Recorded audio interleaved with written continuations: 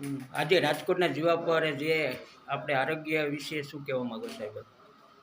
નહીં, રાજકોટ જિલ્લા અને રાજકોટ તાલુકાના જીવાપર ગામે આજે એકાદ વર્ષ પહેલા આરોગ્ય કેન્દ્રનું ખાતમુહૂર્ત અમારા દ્વારા જ કરવામાં આવ્યું હતું અને એકાદ વર્ષમાં જીવાપર ખાતે પ્રાથમિક આરોગ્ય કેન્દ્રનું લોકાર્પણ પણ આજે જ કરવામાં આવ્યું છે.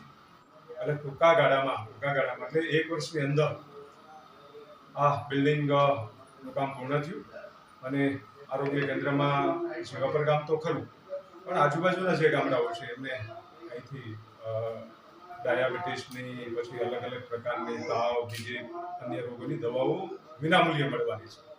ત્યારે આ વિસ્તારના લોકોનો સમયનો બચાવ થવાનો છે, પેટ્રોલ ડીઝલનો બચાવ થવાનો છે અને આ વિસ્તારમાં મોટાભાગના ખેડૂતો આવેલા છે અને ખેડૂતોનો સમયનો બચાવ થાય અને એમને આરોગ્યની સુવિધાઓ નજીકના અંતરે મળી ગઈ એ પ્રકારે સરકારે અહીંયા વ્યવસ્થા કરવામાં આવી છે.